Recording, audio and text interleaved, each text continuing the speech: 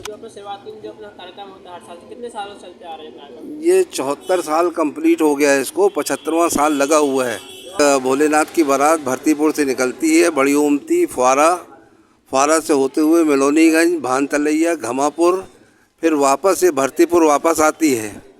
लेकिन इसकी जो सबसे विशेषता बात यह है कि जिस तरह से शादी होती है उसी तरह से भगवान भोलेनाथ की माता पार्वती की शादी होती है रात में, और पूरे समाज के लोग और दूसरे समाज के लोग भी आकर इस विवाह में सम्मिलित होते हैं। और सम्मिलित होने के साथ साथ जैसे पाँव पूजा जाता है उसी तरह भोलेनाथ की पाँव पूजते हैं और दूसरे दिन इसकी विदाई होती है। यह कार्यक्रम जो है 74 वर्षों से बुजुर्गों के द्वारा नींव डाला गया, सोनकर खटीक समाज जबलपुर के द्वारा। ये संस्कार धानी में क्या पूरे दुनिया में पूरे हिंदुस्तान में एक अपना अनूठा कार्यक्रम है।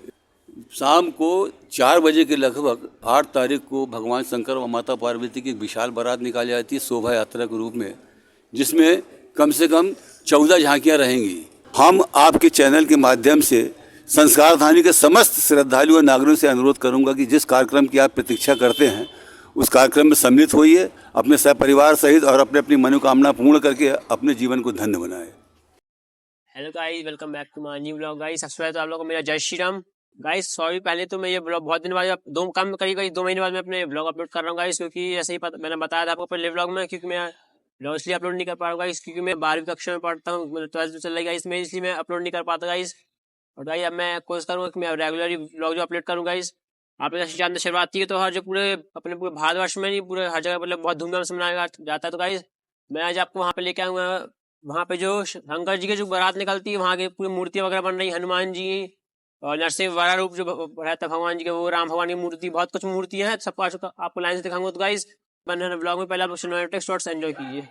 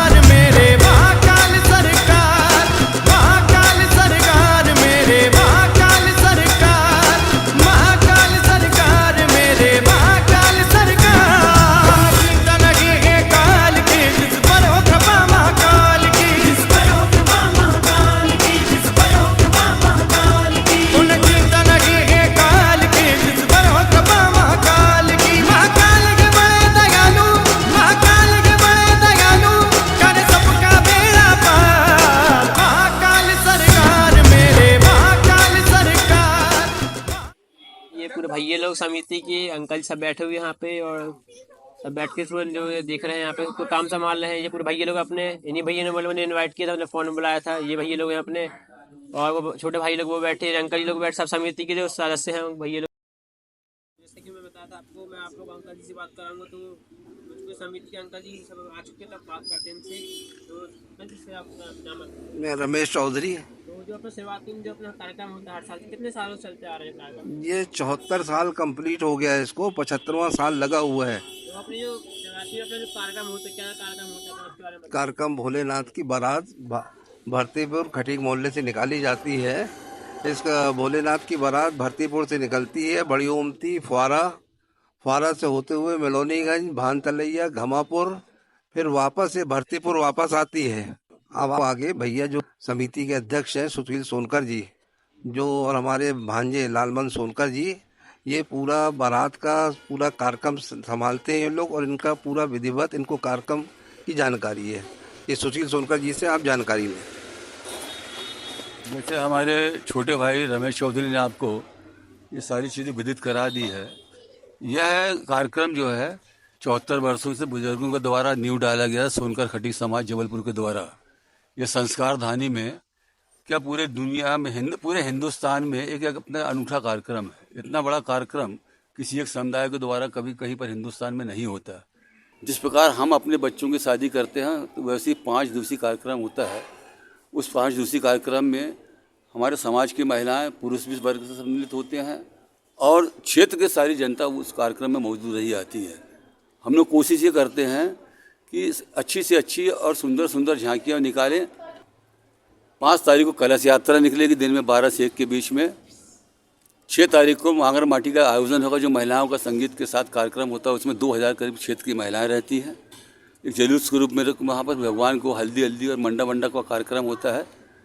दिन में दूसरे दिन 7 तारीख को फिर मातृका पूजन का कार्यक्रम होगा। वर पक्ष अलग बनाए जाते हैं, वधू पक्ष अलग बनाए जाते हैं। फिर जिस प्रकार हम अपनी सामाजिक रीति से कार्यक्रम करते हैं उसी प्रकार कार्यक्रम संपन्न कराया जाता है। 4 बजे चीकट और चौक वगैरह का कार्यक्रम होता है। उसके बाद रात्रि में संगीत भजन होता है। शाम को 4 बजे के लगभग 8 तारीख को भगवान शंकर व माता पार्वती की एक विशाल बारात निकाली जाती है शोभा यात्रा के रूप में, जिसमें कम से कम 14 झांकियाँ रहेंगी और नगर के जितने भी बैंड जो उच्च श्रेणी के वो सब सम्मिलित होते हैं। लिट इत्यादि घोड़े उड़े सब रहे आएंगे, उसमें सब कलश यात्रा वगैरह सब रहते हैं, उसमें सम्मिलित रहते हैं। रात्रि में 3 बजे के लगभग बारात फिर शिव पार्वती मंदिर में पहुंचती हैं, जहां पर द्वारचार होता है। द्वारचार के पश्चात वहां पर भगवान शंकर व माता पार्वती की वहां पर उस कार्यक्रम को संपन्न कराया जाता है। कन्यादान के साथ साथ फिर वहां भगवान शंकर व माता पार्वती की शादी रचाई जाती है, जिसमें बाकायदा गठबंधन किया जाता है। उसके बाद आरती इत्यादि होने के बाद फिर सुबह 6:30-7 तक ये कार्यक्रम चलता है। दूसरे दिन 9 तारीख को दिन में 3 बजे के लगभग विदाई का बहुत आयोजन किया जाता है। हम अपनी सामाजिक परंपरा के अनुसार से जैसे होली का कार्यक्रम होता है उसकी शुरुआत उसी दिन से शुरुआत हो जाती है, जिसमें 2 से 3 हज़ार क्षेत्र के सभी लोग मौजूद रहते हैं। वह विधिवत वहाँ से निकल के अपने निर्धारित क्षेत्र से होने के पश्चात फिर वहीं आके समापन मंदिर में होता है। धन्यवाद। सुशील कुमार सोनकर, मंदिर अध्यक्ष।